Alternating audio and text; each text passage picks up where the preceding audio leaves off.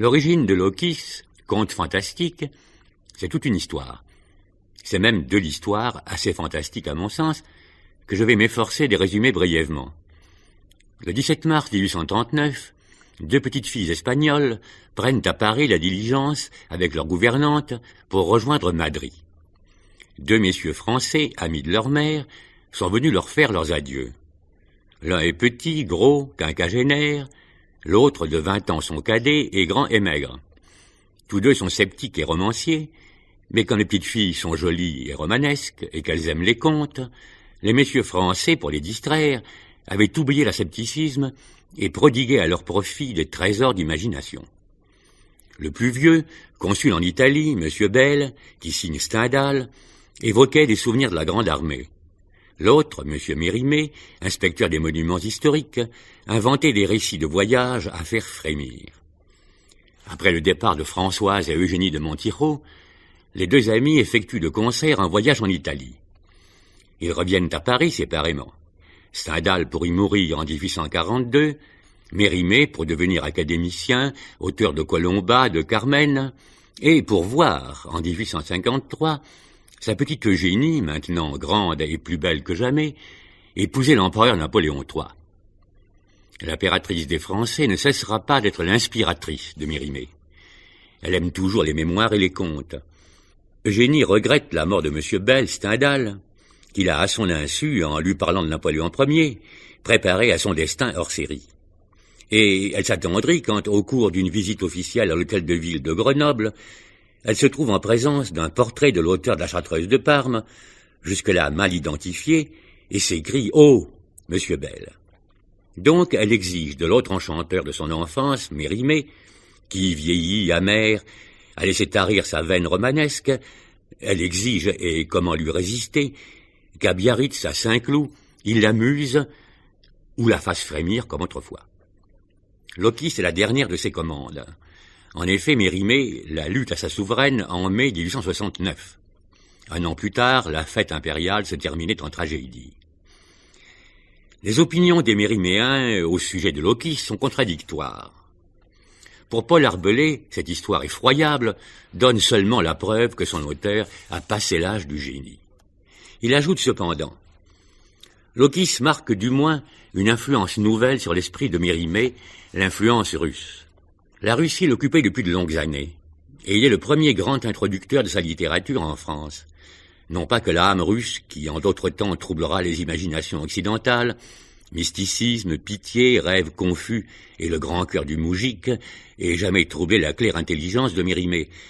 Mais il aime la sincérité de Pouchkine, de son ami Tourguenieff, cet art si dépouillé de vaine littérature et si vrai. Quant au peuple russe, ce qu'il va lui demander, ce sont les plus féroces aventures des Cosaques.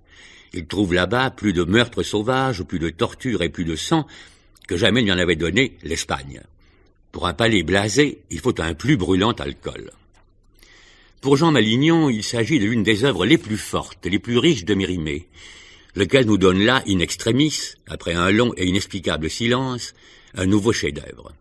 Paradoxalement, ce merveilleux texte de l'inventeur du genre bref occupera à lui seul toute l'étendue de notre rendez-vous d'aujourd'hui.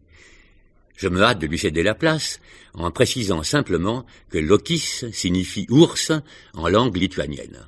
On m'avait donné une lettre pour le jeune comte Michel Chémiotte, dont le père, à ce qu'on m'assurait, avait possédé le fameux Catechismus Samogiticus du père Lavisky, si rare que son existence même a été contestée, notamment par le professeur de Dorpat auquel je viens de faire allusion.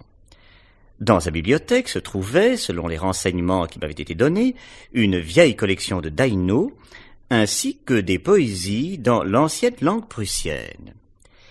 Ayant écrit au comte Chémiotte pour lui exposer le but de ma visite, j'en reçus l'invitation la plus aimable de venir passer dans son château de Médintiltas tout le temps qu'exigeaient mes recherches.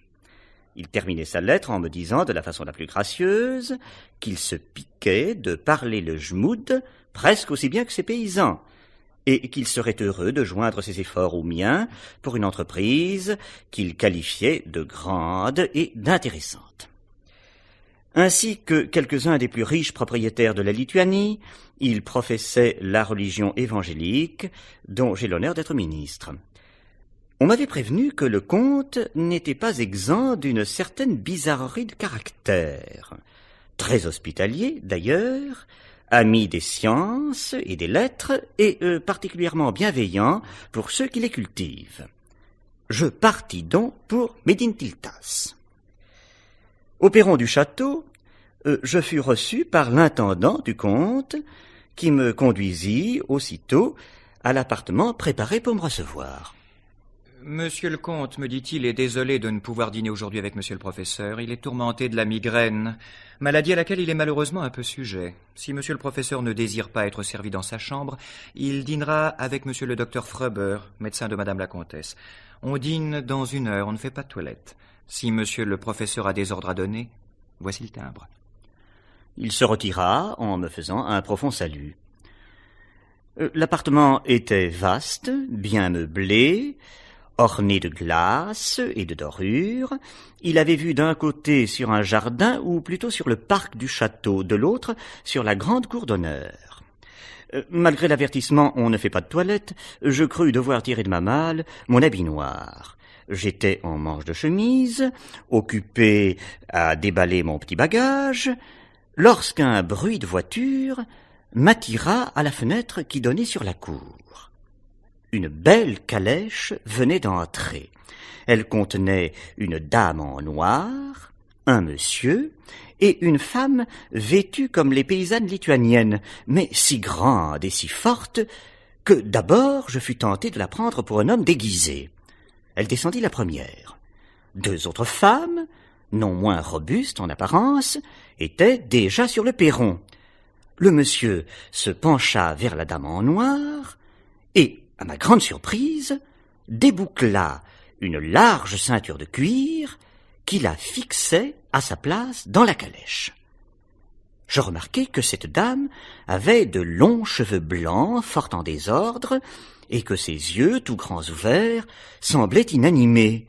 On eût dit une figure de cire. Après l'avoir détachée, son compagnon lui adressa la parole, chapeau bas, avec beaucoup de respect, mais elle ne parut pas y faire la moindre attention. Alors il se retourna vers les servantes en leur faisant un léger signe de tête. Aussitôt les 3 femmes saisirent la dame en noir et, en dépit de ses efforts pour s'accrocher à la calèche, elles l'enlevèrent comme une plume et l'apportèrent dans l'intérieur du château. Cette scène avait pour témoin plusieurs serviteurs de la maison qui semblaient n'y voir rien que de très ordinaire. L'homme qui avait dirigé l'opération tira sa montre et demanda si on allait bientôt dîner. Dans un quart d'heure, monsieur le docteur, lui répondit-on. Je n'eus pas de peine à deviner que je voyais le docteur Fröber et que la dame en noir était la comtesse. D'après son âge, je conclus qu'elle était la mère du comte Chemiotte, et les précautions prises à son égard annonçaient assez que sa raison était altérée. Quelques instants après, le docteur lui-même entra dans ma chambre. Monsieur le comte étant souffrant, me dit-il, je suis obligé de me présenter moi-même à monsieur le professeur, le docteur Fröber, à vous rendre mes devoirs.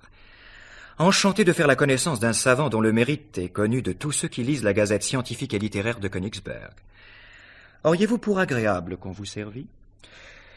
Je répondis de mon mieux à ses compliments et lui dis que s'il était temps de se mettre à table, j'étais prêt à le suivre.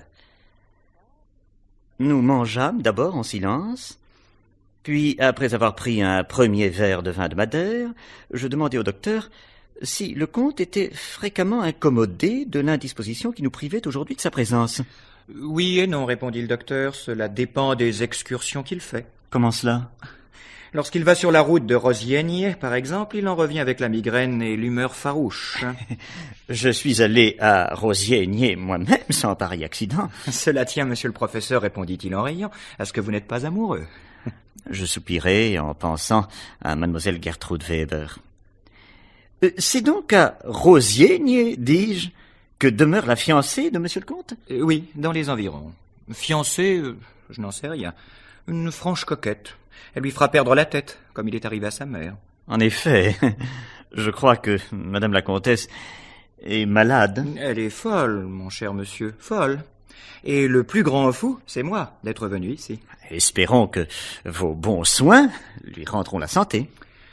Le docteur secoua la tête en examinant avec attention la couleur d'un verre de vin de Bordeaux qu'il tenait à la main. Tel que vous me voyez, monsieur le professeur, j'étais chirurgien major au régiment de Kalouga. À Sébastopol, nous étions du matin au soir à couper des bras et des jambes, je ne parle pas des bombes qui nous arrivaient comme des mouches à un cheval écorché.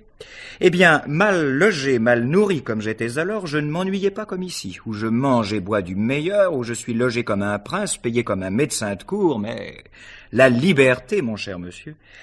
Figurez-vous qu'avec cette diablesse, on n'a pas un moment à soi. Y a-t-il longtemps qu'elle est confiée à votre expérience? Moins de 2 ans. Mais il y en a 27 au moins qu'elle est folle, dès avant la naissance du comte. On ne vous a pas conté cela à Rosienier, ni à Kovno? Écoutez donc, car c'est un cas sur lequel je veux un jour écrire un article dans le journal médical de Saint-Pétersbourg. Elle est folle de peur. De peur? Comment est-ce possible? D'une peur qu'elle a eue. Elle est de la famille des Keistut. Oh, dans cette maison-ci, on ne se mésallie pas. Nous descendons, nous, des Gadimin. Donc, monsieur le professeur, 2 jours après son mariage qui eut lieu dans ce château où nous dînons, à votre santé, le comte, le père de celui-ci, s'en va à la chasse. Nos dames lituaniennes sont des Amazones, comme vous le savez. La comtesse va aussi à la chasse. Elle reste en arrière ou dépasse les veneurs, je ne sais lequel. Bon. Tout à coup, le comte voit arriver bride abattue le petit cosaque de la comtesse, enfant de 12 ou 14 ans. « Maître, dit-il, un ours emporte la maîtresse. »« Où cela ?» dit le comte. « Par là, dit le petit cosaque. » Toute la chasse accourt au lieu qu'il désigne, pointe comtesse, son cheval étranglé d'un côté, de l'autre sa pelisse en lambeaux, on cherche, on bat le bois en tous sens, enfin un veneur s'écrie « Voilà l'ours !» En effet, l'ours traversait une clairière, traînant toujours la comtesse, sans doute pour aller la dévorer tout à son aise dans un fourré, car ces animaux-là sont sur leur bouche, ils aiment, comme les moines, à dîner tranquille. Marié de 2 jours, le comte était fort chevaleresque. Il voulait se jeter sur l'ours, le couteau de chasse au poing. Mais, mon cher monsieur, un ours de Lituanie ne se laisse pas transpercer comme un cerf. Par bonheur, le porte-arquebuse du comte, un assez mauvais drôle, ivre ce jour-là à ne pas distinguer un lapin d'un chevreuil, fait feu de sa carabine à plus de 100 pas, sans se soucier de savoir si la balle toucherait la bête ou la femme. Et il tua l'ours? Tout raide. Il n'y a que les ivrognes pour ces coups-là. Il y a aussi des balles prédestinées, monsieur le professeur. Nous avons ici des sorciers qui en vendent à juste prix. La comtesse était fort égratignée, sans connaissance, cela va sans dire, une jambe cassée. On l'emporte, elle revient à elle, mais la raison était partie. On l'amène à Saint-Pétersbourg, grande consultation, 4 médecins chamarrés de tous les ordres. Ils disent... Madame la comtesse est grosse, il est probable que sa délivrance déterminera une crise favorable, qu'on la tienne en bon air, à la campagne, du petit lait, de la codéine, on leur donne 100 roubles à chacun. 9 mois après, la comtesse accouche d'un garçon bien constitué, mais la crise favorable, eh bien oui, redoublement de rage. Le comte lui montre son fils. Cela ne manque jamais son effet dans les romans. « Tuez-le! Tuez la bête !» qu'elle s'écrie. Peu s'en fallut qu'elle ne lui tordît le cou. Depuis leur alternative de folie stupide ou de manie furieuse, forte propension au suicide, on est obligé de l'attacher pour lui faire prendre l'air. Il faut 3 vigoureuses servantes pour la tenir. Cependant, monsieur le professeur, veuillez noter ce fait. Quand j'ai épuisé mon latin auprès d'elle sans pouvoir m'en faire obéir, j'ai un moyen pour la calmer. Je la menace de lui couper les cheveux. Autrefois, je pense, elle les avait très beaux, la coquetterie. Voilà le dernier sentiment humain qui est demeuré. N'est-ce pas drôle? Si je pouvais l'instrumenter à ma guise, peut-être la guérirais-je. Mais comment cela? On la roue en coups. J'ai guéri de la sorte 20 paysannes dans un village où s'était déclarée cette furieuse folie russe, le hurlement. Une femme se met à hurler, sa commère hurle, au bout de 3 jours tout un village hurle, à force de les rosser, j'en suis venu à bout. Prenez une gélinote, elles sont tendres. Le comte n'a jamais voulu que j'essayasse. Comment? Vous vouliez qu'il consentît à votre abominable traitement? Oh, il a si peu connu sa mère. Et puis, c'est pour son bien. Mais, dites-moi, monsieur le professeur, auriez-vous jamais cru que la peur pût faire perdre la raison? La situation de la comtesse était épouvantable. Se trouver entre les griffes d'un animal si féroce. Eh bien, son fils ne lui ressemble pas. Il y a moins d'1 an qu'il s'est trouvé exactement dans la même position. Et grâce à son sang-froid, il s'en est tiré à merveille. Des griffes d'un ours? D'une ours. Et la plus grande qu'on ait vue depuis longtemps. Le comte a voulu l'attaquer les pieux à la main. Pouah, d'un revers, elle écarte le pieu, elle empoigne monsieur le comte et le jette par terre aussi facilement que je renverserai cette bouteille. Lui, malin, fait le mort. L'ours l'a flairé, puis au lieu de le déchirer, lui donne un coup de langue. Il a eu la présence d'esprit de ne pas bouger, et elle a passé son chemin. L'ours a cru qu'il était mort. En effet, j'ai ouï dire que ces animaux ne mangent pas les cadavres. Il faut le croire, et s'abstenir d'en faire l'expérience personnelle. Monsieur le docteur, dit un domestique en entrant dans la salle, l'âge d'Anova dit que madame la comtesse ne veut pas manger. Que le diable l'emporte, grommela le docteur, j'y vais. Quand j'aurai fait manger ma diablesse, monsieur le professeur, nous pourrions, si vous l'aviez pour agréable, faire une petite partie à la préférence ou au douratchki. Je lui exprimai mes regrets de mon ignorance et, lorsqu'il alla voir sa malade, je passai dans ma chambre et j'écrivis à mademoiselle Gertrude. La nuit était chaude et j'avais laissé ouverte la fenêtre donnant sur le parc. Ma lettre écrite, ne me trouvant encore aucune envie de dormir, je me mis à repasser les verbes irréguliers lituaniens et à rechercher dans le sanskrit les causes de leurs différentes irrégularités. Au milieu de ce travail qui m'absorbait, un arbre assez voisin de ma fenêtre fut violemment agité. J'entendis craquer des branches mortes et il me sembla que quelque animal fort lourd essayait d'y grimper.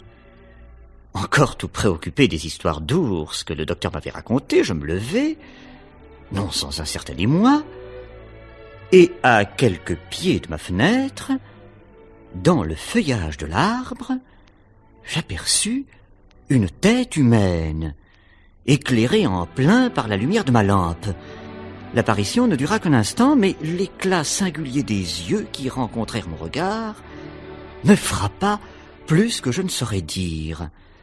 Je fis involontairement un mouvement de corps en arrière, puis je courus à la fenêtre et d'un ton sévère, je demandai à l'intrus ce qu'il voulait.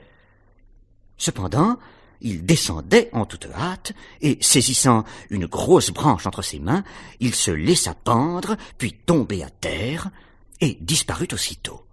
Je sonnai, un domestique entra, je lui racontai ce qui venait de se passer. Monsieur le professeur se sera trompé, sans doute. Je suis sûr de ce que je dis, repris-je. Je crains qu'il n'y ait un voleur dans le parc. Impossible, monsieur. Alors c'est donc quelqu'un de la maison? Le domestique ouvrait de grands yeux sans me répondre. À la fin, il me demanda si j'avais des ordres à lui donner. Je lui dis de fermer la fenêtre. Et je me mis au lit. Je dormis fort bien, sans rêver d'ours ni de voleurs. Le matin, j'achevai ma toilette quand on frappa à ma porte. J'ouvris et me trouvai en face d'un très grand et beau jeune homme, en robe de chambre boucard, et tenant à la main une longue pipe turque. « Je viens vous demander pardon, monsieur le professeur, dit-il, d'avoir si mal accueilli un hôte tel que vous. Je suis le comte Chemiotte. » Je me hâtai de répondre que j'avais, au contraire, à le remercier humblement de sa magnifique hospitalité. Et je lui demandai s'il était débarrassé de sa migraine. « À peu près, dit-il. Jusqu'à une nouvelle crise, ajouta-t-il avec une expression de tristesse. Êtes-vous tolérablement ici ? Veuillez vous rappeler que vous êtes chez les barbares. Il ne faut pas être difficile en samogitier. » Je l'assurai que je me trouvais à merveille. Tout en lui parlant, je ne pouvais m'empêcher de le considérer avec une curiosité que je trouvais moi-même impertinente. Son regard avait quelque chose d'étrange, qui me rappelait, malgré moi, celui de l'homme que la veille j'avais vu grimper sur l'arbre. Mais quelle apparence, me disais-je, que monsieur le comte Chémiotte grimpe aux arbres la nuit. Il avait le front haut et bien développé, quoique un peu étroit.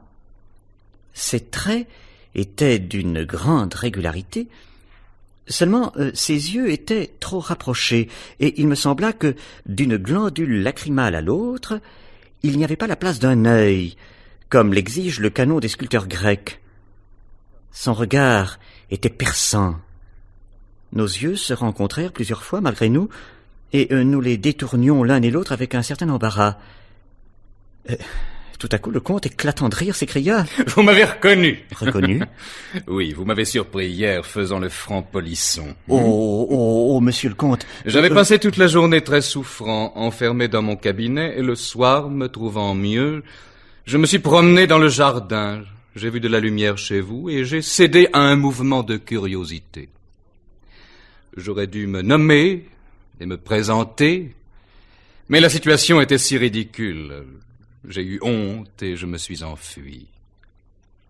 Me pardonnez-vous de vous avoir dérangé au milieu de votre travail ?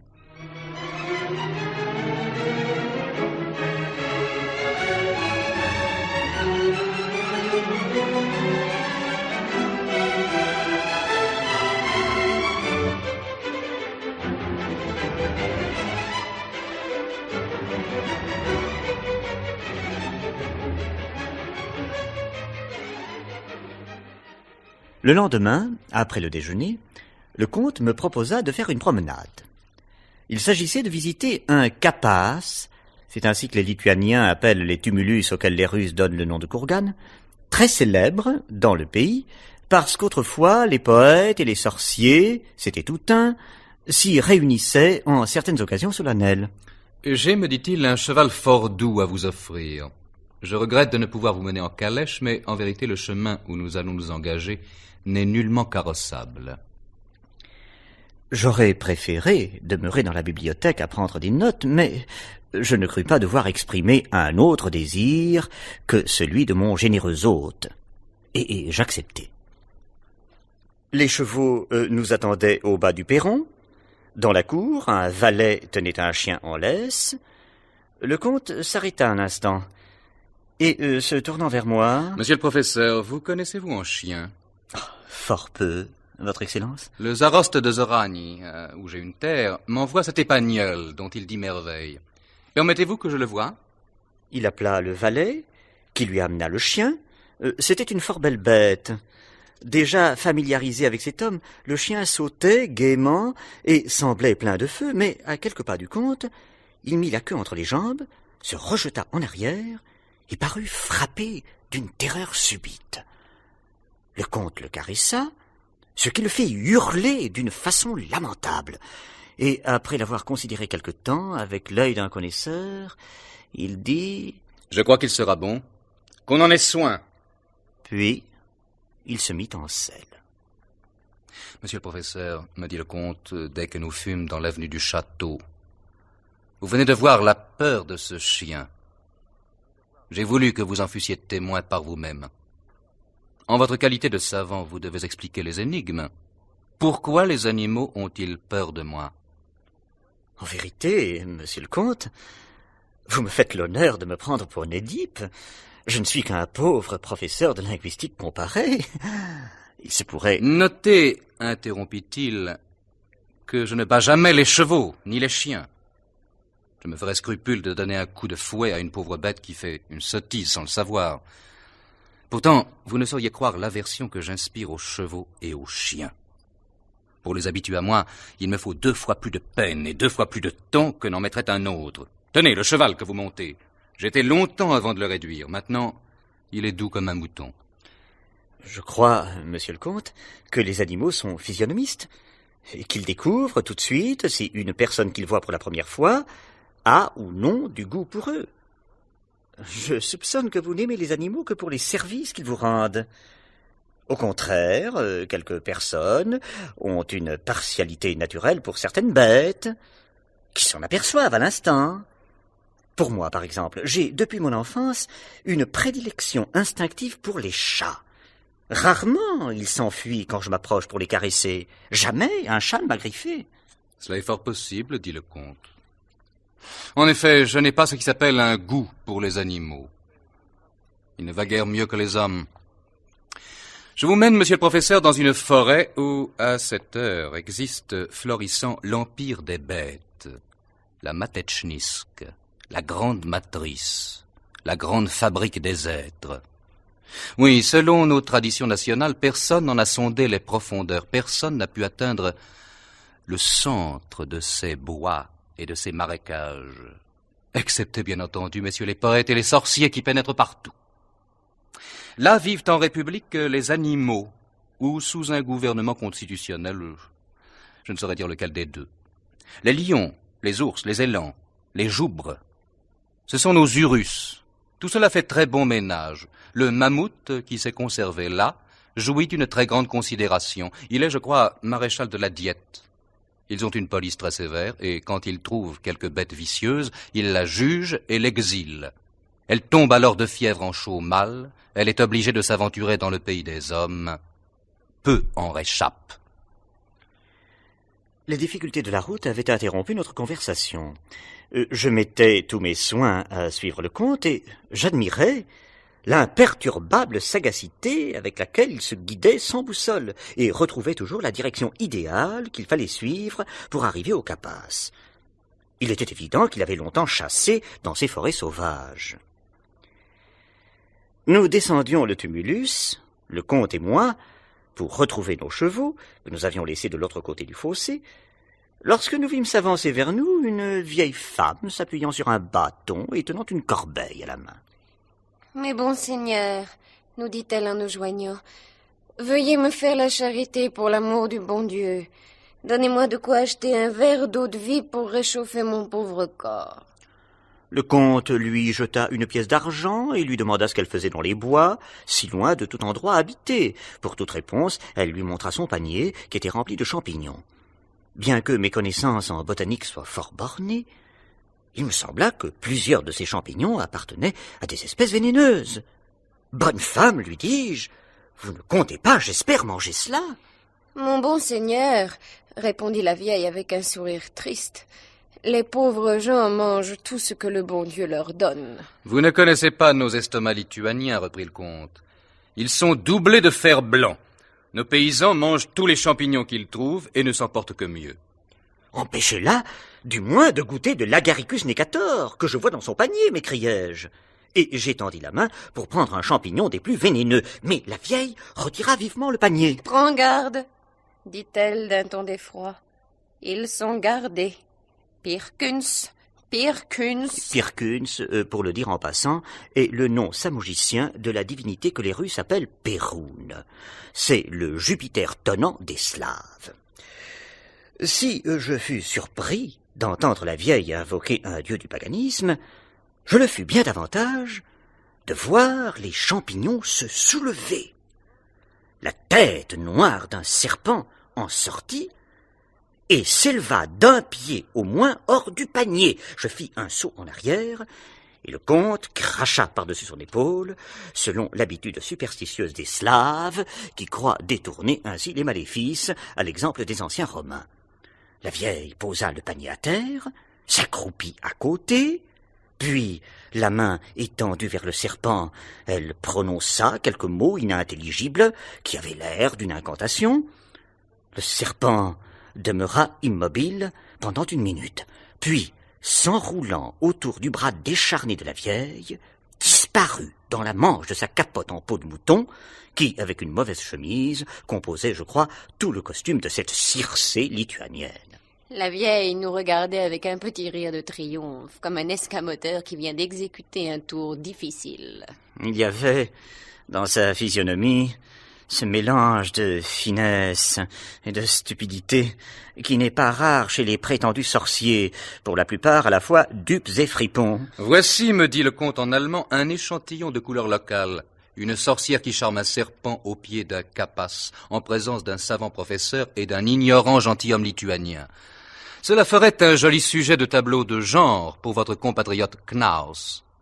Avez-vous envie de vous faire tirer votre bonne aventure? Vous avez ici une belle occasion. Je lui répondis que je me garderais bien d'encourager de semblables pratiques. J'aime mieux, ajoutai-je, lui demander si elle ne sait pas quelques détails sur la curieuse tradition dont vous m'avez parlé. Bonne femme, dis-je à la vieille, n'as-tu pas entendu parler d'un canton de cette forêt où les bêtes vivent en communauté, ignorant l'empire de l'homme? La vieille fit un signe de tête affirmatif, et avec son petit rire moitié niais, moitié malin, « J'en viens, dit-elle. Les bêtes ont perdu leur roi. Noble, le lion est mort.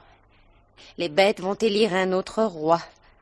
Vas-y, tu seras roi peut-être. » Que dis-tu là, la mère? S'écria le comte, éclatant de rire. Sais-tu bien à qui tu parles? Tu ne sais donc pas que monsieur est... Comment diable dit-on un professeur en Jmoud? Monsieur est un grand savant, un sage, un Weidelotte. La vieille le regarda avec attention. « J'ai tort, dit-elle. C'est toi qui dois aller là-bas. Tu seras le roi, non pas lui. Tu es grand, tu es fort, tu as griffes et dents. » Que dites-vous des épigrammes qu'elle nous décoche, me dit le comte. Tu sais le chemin, ma petite mère? Lui demanda-t-il. Elle lui indiqua de la main une partie de la forêt. Oui, da, reprit le comte. Et le marais, comment fais-tu pour le traverser? Vous saurez, monsieur le professeur, que, du côté qu'elle indique, est un marais infranchissable, un lac de boue liquide recouvert d'herbes vertes. L'année dernière, un cerf, blessé par moi, s'est jeté dans ce diable de marécage. Je l'ai vu s'enfoncer lentement, lentement. Au bout de 2 minutes, je ne voyais plus que son bois. Bientôt, tout a disparu et 2 de mes chiens avec lui. Mais moi, je ne suis pas lourde, dit la vieille en ricanant. Je crois que tu traverses le marécage sans peine sur un manche à balai. Un éclair de colère brilla dans les yeux de la vieille. « Mon bon seigneur, dit-elle en reprenant le ton traînant et nasillard des mendiants, n'aurais-tu pas une pipe de tabac donnée à une pauvre femme? Tu ferais mieux, ajouta-t-elle en baissant la voix, de chercher le passage du marais que d'aller à Dovgieli. »« Dovgieli » s'écria le comte en rougissant. « Que veux-tu dire ?» Je ne pus m'empêcher de remarquer que ce mot produisait sur lui un effet singulier. Il était évidemment embarrassé.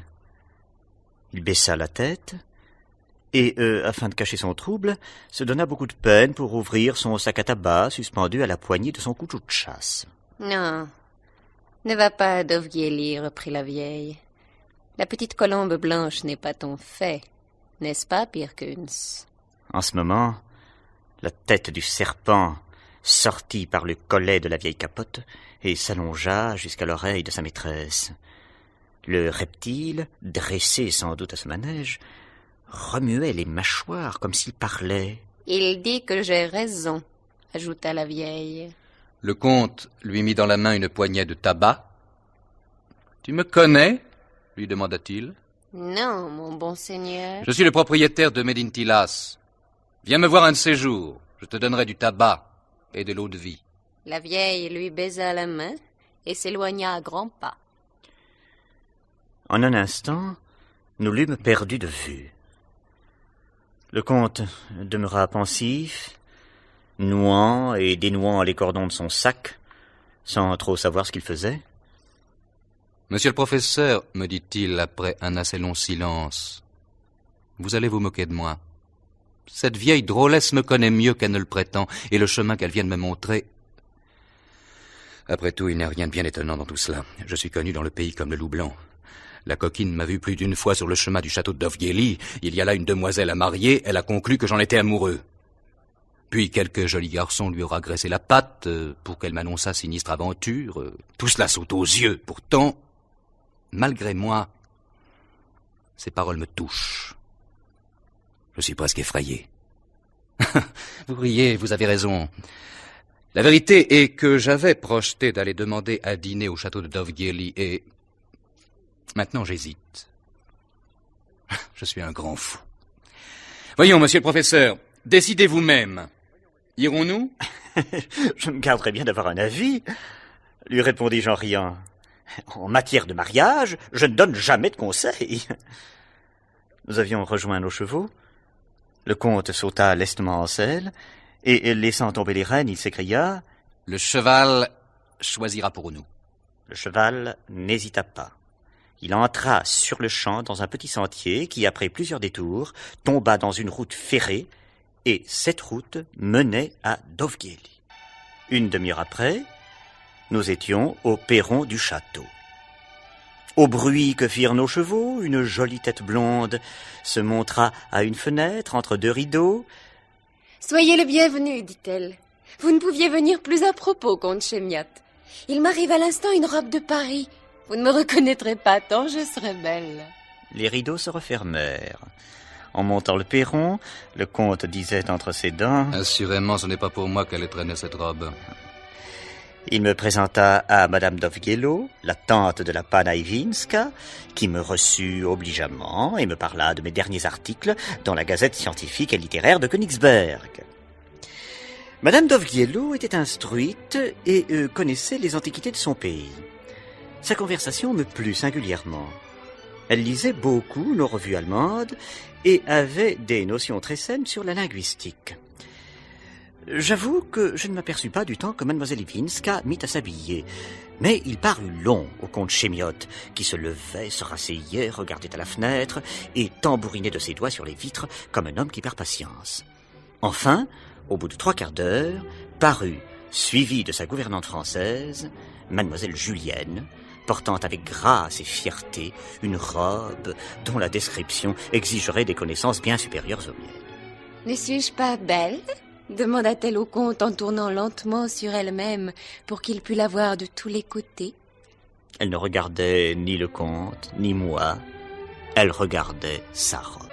Pendant le reste de la soirée, mademoiselle Iwinska ne cessa de donner carrière à son humeur folâtre, toujours moqueuse, toujours espiègle. Elle prenait tantôt l'un, tantôt l'autre pour objet de ses plaisanteries.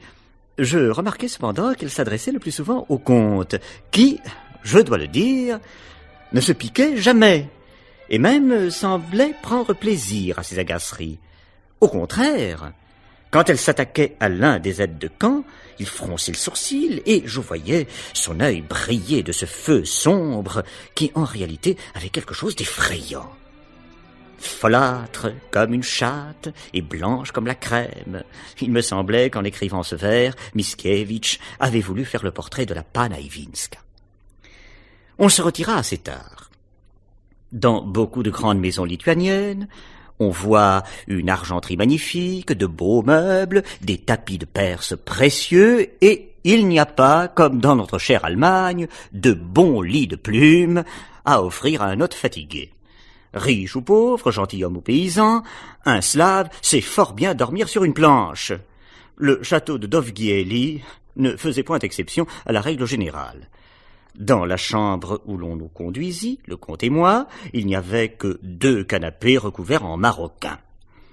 Cela ne m'effrayait guère, car dans mes voyages, j'avais couché souvent sur la terre nue, et je me moquais un peu des exclamations du comte sur le manque de civilisation de ses compatriotes. Un domestique vint nous tirer nos bottes, et nous donna des robes de chambre et des pantoufles. Le comte, après avoir ôté son habit, se promena quelque temps, en silence, puis, s'arrêtant devant le canapé où déjà je m'étais étendu. « Que pensez-vous, me dit-il, de Yulka ?»« Je la trouve charmante. »« Oui, mais si coquette. Croyez-vous qu'elle ait du goût réellement pour ce petit capitaine blond ?»« L'aide de camp ? Comment pourrais-je le savoir ? » ?»« C'est un fat, donc il doit plaire aux femmes. » »« Je nie la conclusion, monsieur le comte. Voulez-vous que je vous dise la vérité ? Mademoiselle Iwinska pense beaucoup plus à plaire au comte Chemiotte qu'à tous les aides de camp de l'armée. » Il rougit, sans me répondre, mais il me sembla que mes paroles lui avaient fait un sensible plaisir. Il se promena encore quelque temps sans parler, puis, ayant regardé à sa montre, « Ma foi, dit-il, nous ferions bien de dormir car il est tard. » Il prit son fusil et son couteau de chasse, qu'on avait déposé dans notre chambre, et les mit dans une armoire dont il retira la clé. « Voulez-vous la garder, me dit-il, en me la remettant à ma grande surprise. Je pourrais l'oublier. Assurément, vous avez plus de mémoire que moi. Le meilleur moyen de ne pas oublier vos armes, lui dis-je, serait de les mettre sur cette table, près de votre sofa. Non. Tenez, à vous parler franchement, je n'aime pas avoir des armes près de moi quand je dors. Et la raison, la voici. Quand j'étais au hussard de Grodno, je couchais un jour dans une chambre avec un camarade, mes pistolets étaient sur une chaise auprès de moi. La nuit, je suis réveillé par une détonation. J'avais un pistolet à la main, j'avais fait feu, et la balle avait passé à 2 pouces de la tête de mon camarade. Je ne me suis jamais rappelé le rêve que j'avais eu. Cette anecdote me troubla un peu. J'étais bien assuré de ne pas avoir de balle dans la tête, mais quand je considérais la taille élevée, la carrure herculéenne de mon compagnon, ses bras nerveux couverts d'un noir duvet, je ne pouvais m'empêcher de reconnaître qu'il était parfaitement en état de m'étrangler avec ses mains, s'il faisait un mauvais rêve. Seulement, je plaçai une lumière sur une chaise, auprès de mon canapé, et je me mis à lire le catéchisme de Lavisky que j'avais apporté. Le comte me souhaita le bonsoir, s'étendit sur son sofa, s'y retourna 5 ou 6 fois, enfin il parut s'assoupir, bien qu'il fût pelotonné comme l'amant d'Horace, qui, renfermé dans un coffre, touche sa tête de ses genoux repliés, turpi clausus in arca contractum genibus tangas caput. De temps en temps, il soupirait avec force, ou faisait entendre une sorte de râle nerveux, que j'attribuais à l'étrange position qu'il avait prise pour dormir. 1 heure, peut-être, se passa de la sorte. Je m'assoupissais moi-même. Je fermai mon livre, et je m'arrangeai de mon mieux sur ma couche, lorsqu'un ricanement étrange de mon voisin me fit tressaillir. Je regardai le comte. Il avait les yeux fermés, tout son corps frémissait, et de ses lèvres entr'ouvertes s'échappaient quelques mots à peine articulés. Bien fraîche, bien blanche. Le professeur ne sait ce qu'il dit. Le cheval ne vaut rien. Oh, quel morceau friand. Puis, il se mit à mordre à belles dents le coussin où posait sa tête, et en même temps, il poussa une sorte de rugissement si fort qu'il se réveilla. Pour moi, je demeurai immobile sur mon canapé et fis semblant de dormir. Je l'observais pourtant. Il s'assit, se frotta les yeux, soupira tristement, et demeura près d'1 heure sans changer de posture, absorbé comme il semblait dans ses réflexions. J'étais cependant fort mal à mon aise, et me promis intérieurement de ne jamais coucher à côté de monsieur le comte. À la longue, pourtant, la fatigue triompha de l'inquiétude, et lorsqu'on entra le matin dans notre chambre, nous dormions l'un et l'autre d'un profond sommeil. Je demeurai encore 10 de jours au château. Je fis une autre visite à Dovkieli, mais nous n'y couchâmes point. Comme la première fois, mademoiselle Ivinska se montra espiègle et enfant gâté. Elle exerçait sur le comte une sorte de fascination, et je ne doutais pas qu'il n'en fût fort amoureux. Cependant, il connaissait bien ses défauts et ne se faisait pas d'illusions. Il la savait coquette, frivole, indifférente à tout ce qui n'était pas pour elle un amusement. Souvent, je m'apercevais qu'il souffrait intérieurement de la savoir si peu raisonnable, mais dès qu'elle lui avait fait quelques petites mignardises, il oubliait tout, sa figure s'illuminait, il rayonnait de joie. Il voulut m'emmener une dernière fois à Dovgieli, la veille de mon départ, peut-être parce que je restais à causer avec la tante pendant qu'il allait se promener au jardin avec la nièce, mais j'avais fort à travailler et je dus m'excuser, quelle que fût son insistance. Il revint dîner, bien qu'il nous eût dit de ne pas l'attendre. Il se mit à table et ne put manger. Pendant tout le repas, il fut sombre et de mauvaise humeur. De temps à autre, ses sourcils se rapprochaient et ses yeux prenaient une expression sinistre. Lorsque le docteur sortit pour se rendre auprès de la comtesse, le comte me suivit dans ma chambre et me dit tout ce qu'il avait sur le cœur. Je me repens bien, s'écria-t-il, de vous avoir quitté pour aller voir cette petite folle qui se moque de moi et qui n'aime que les nouveaux visages. Mais heureusement, tout est fini entre nous. Je suis profondément dégoûté et je ne la reverrai jamais. Il se promena quelque temps, de long en large, selon son habitude, puis il reprit. Vous avez cru peut-être que j'en étais amoureux. C'est ce que pense cet imbécile de docteur. Mais je ne l'ai jamais aimé. Sa mine rieuse m'amusait, sa peau blanche me faisait plaisir à voir. Voilà tout ce qu'il y a de bon chez elle. La peau, surtout. De cervelle, point. Jamais je n'ai vu en elle autre chose qu'une jolie poupée, bonne à regarder quand on s'ennuie et qu'on n'a pas de livre nouveau. Sans doute on peut dire que c'est une beauté. Sa peau est merveilleuse. Monsieur le professeur, le sang qui est sous cette peau doit être meilleur que celui d'un cheval. Qu'en pensez-vous? Et il se mit à éclater de rire, mais ce rire faisait mal à entendre. Je pris congé de lui le lendemain pour continuer mes explorations dans le nord du Palatinat. Après un séjour d'une semaine à Chavelais, je me proposais d'aller m'embarquer à Klaipėda, port que nous appelons Memel, pour retourner chez moi, lorsque je reçus du comte Chemiotte la lettre suivante apportée par un de ses chasseurs.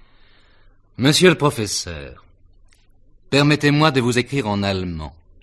Je ferais encore plus de solécisme si je vous écrivais en Jmud, et vous perdriez toute considération pour moi. Je ne sais si vous en avez déjà beaucoup, et la nouvelle que j'ai à vous communiquer ne l'augmentera peut-être pas. Sans plus de préface, je me marie, et vous devinez bien à qui. Jupiter se rit des serments des amoureux, ainsi fait Pirkuns, notre Jupiter samogicien. C'est donc mademoiselle Julienne Iwinska que j'épouse le 8 du mois prochain. Vous seriez le plus aimable des hommes si vous veniez assister à la cérémonie. Tous les paysans de Médintiltas et lieux circonvoisins viendront chez moi manger quelques bœufs et d'innombrables cochons, et quand ils seront ivres, ils danseront dans ce pré à droite de l'avenue que vous connaissez. Vous verrez des costumes, et des costumes dignes de votre observation. Vous me ferez le plus grand plaisir, et à Julienne aussi. J'ajouterai que votre refus nous jetterait dans le plus triste embarras. Vous savez que j'appartiens à la communion évangélique, de même que ma fiancée. Or, notre ministre, qui demeure à une trentaine de lieues, est perclus de la goutte, et j'ai osé espérer que vous voudriez bien officier à sa place. Croyez-moi, mon cher professeur, votre bien dévoué Michel Chemiotte. Au bas de la lettre, en forme de post-scriptum, une assez jolie main féminine avait ajouté en Jmud. Moi, muse de la Lituanie, j'écris en Jmud. Michel est un impertinent de douter de votre approbation. Il n'y a que moi, en effet, qui soit assez folle pour vouloir d'un garçon comme lui. Vous verrez, monsieur le professeur, le 8 du mois prochain, une mariée un peu chic. Ce n'est pas du Jmud, c'est du français. N'allez pas au moins avoir des distractions pendant la cérémonie. En entrant dans l'avenue du château, j'aperçus un grand nombre de dames et de messieurs en toilette du matin, groupés sur le perron ou circulant dans les allées du parc. La cour était pleine de paysans endimanchés. Le château avait un air de fête, partout des fleurs, des guirlandes, des drapeaux et des festons. L'intendant me conduisit à la chambre qui m'avait été préparée au rez-de-chaussée, en me demandant pardon de ne pouvoir m'en offrir une plus belle. Mais il y avait tant de monde au château qu'il avait été impossible de me conserver l'appartement que j'avais occupé à mon premier séjour, et qui était destiné à la femme du maréchal de la noblesse. Ma nouvelle chambre, d'ailleurs, était très convenable, ayant vue sur le parc et au-dessous de l'appartement du comte. Je m'habillai en hâte pour la cérémonie, je revêtis ma robe, mais ni le comte ni sa fiancée ne paraissaient. Le comte était allé la chercher à Dovgieli. Depuis longtemps, ils auraient dû être arrivés. Mais la toilette d'une mariée n'est pas une petite affaire, et le docteur avertissait les invités que, le déjeuner ne devant avoir lieu qu'après le service religieux, les appétits trop impatients feraient bien de prendre leurs précautions à un certain buffet garni de gâteaux et de toutes sortes de liqueurs. Je remarquai à cette occasion combien l'attente excite à la médisance. 2 mères de jolies demoiselles invitées à la fête ne tarissaient pas en épigramme contre la mariée. Tout à coup, une femme de haute taille, pâle, maigre, les vêtements en désordre, les cheveux épars et tous les traits contractés par la terreur, parut au haut du perron sans que personne pût savoir d'où elle venait. « Allons !» criait-elle d'une voix aiguë. « Allons ! Des fusils ! Il emporte une femme ! Tuez-le ! Feu ! Feu !» C'était la comtesse. L'arrivée de la mariée avait attiré tout le monde au perron, dans la cour ou aux fenêtres du château. Les femmes même qui surveillaient la pauvre folle avaient oublié leurs consignes. Elle s'était échappée. Et, sans être observée de personne, était arrivée jusqu'au milieu de nous. Ce fut une scène très pénible. Il fallut l'emporter malgré ses cris et sa résistance. Beaucoup d'invités ne connaissaient pas sa maladie. On dut leur donner des explications. On chuchota longtemps à voix basse. Tous les visages étaient attristés. Mauvais présage, disaient les personnes superstitieuses. Et le nombre en est grand en Lituanie. Après le service religieux, je crus de mon devoir d'adresser quelques paroles au jeune couple, m'attachant à leur mettre devant les yeux la gravité et la sainteté de l'engagement qui venait de les unir. Et comme j'avais encore sur le cœur le post-scriptum déplacé de Mademoiselle Iwinska, je lui rappelai qu'elle entrait dans une vie nouvelle, non plus accompagnée d'amusements et de joies juvéniles, mais pleine de devoirs sérieux et de graves épreuves. Il me sembla que cette partie de mon allocution produisait beaucoup d'effet sur la mariée, comme sur toutes les personnes qui comprenaient l'allemand. Des salves d'armes à feu et des cris de joie accueillirent le cortège au sortir de la chapelle, puis on passa dans la salle à manger. Le repas était magnifique, les appétits fort aiguisés, et d'abord on entendit d'autres bruits que celui des couteaux et des fourchettes. Mais bientôt, avec l'aide des vins de Champagne et de Hongrie, on commença à causer, à rire et même à crier. La santé de la mariée fut portée avec enthousiasme. Ce toast fut suivi de beaucoup d'autres, et bientôt les convives devinrent si bruyants qu'il ne me parut plus convenable de demeurer parmi eux.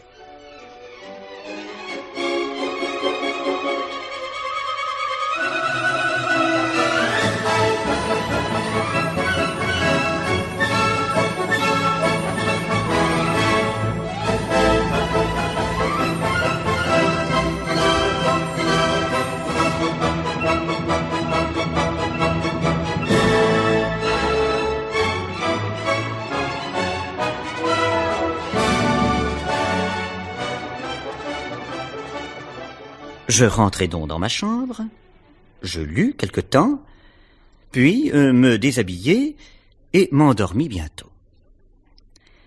Lorsque je m'éveillai, l'horloge du château sonnait 3 heures. La nuit était claire, bien que la lune fût un peu voilée par une légère brume. J'essayai de retrouver le sommeil, mais je ne pus y parvenir. Selon mon usage en pareille occasion, je voulus prendre un livre et étudier, mais je ne pus trouver les allumettes à m'apporter. Je me levai et j'allai tâtonnant dans ma chambre quand un corps opaque, très gros, passa devant ma fenêtre et tomba avec un bruit sourd dans le jardin. Ma première impression fut que c'était un homme, et je crus qu'un de nos ivrognes était tombé par la fenêtre. J'ouvris la mienne et regardai, je ne vis rien. J'allumai enfin une bougie, et m'étant remis au lit, je repassai mon glossaire jusqu'au moment où l'on m'apporta mon thé. Vers 11 heures, je me rendis au salon, où je trouvai beaucoup d'yeux battus et de mines défaites. J'appris en effet qu'on avait quitté la table fort tard. Ni le comte ni la jeune comtesse n'avaient encore paru. À 11h30, après beaucoup de méchantes plaisanteries, on commença à murmurer, tout bas d'abord, et bientôt assez haut. Le docteur Fröber prit sur lui d'envoyer le valet de chambre du comte frapper à la porte de son maître. Au bout d'un quart d'heure, cet homme redescendit et, un peu ému, rapporta au docteur Fröber qu'il avait frappé plus d'une douzaine de fois sans obtenir de réponse. Nous nous consultâmes, Madame Dovgiello, le docteur et moi. L'inquiétude du valet de chambre m'avait gagné. Nous montâmes, tous les trois, avec lui. Devant la porte, nous trouvâmes la femme de chambre de la jeune comtesse tout effarée, assurant que quelque malheur devait être arrivé, car la fenêtre de madame était toute grande ouverte. Je me rappelai avec effroi ce corps pesant tombé devant ma fenêtre. Nous frappâmes à grands coups, point de réponse. Enfin, le valet de chambre apporta une barre de fer, et nous enfonçâmes la porte. Non. Le courage me manque pour décrire le spectacle qui s'offrit à mes yeux. La jeune comtesse était étendue, morte, sur son lit. La figure horriblement lacérée. La gorge ouverte. Inondée de sang. Le comte avait disparu. Et personne depuis n'a eu de ses nouvelles. Le docteur considéra l'horrible blessure de la jeune femme. « Ce n'est pas une lame d'acier, s'écria-t-il, qui a fait cette plaie. C'est une morsure. »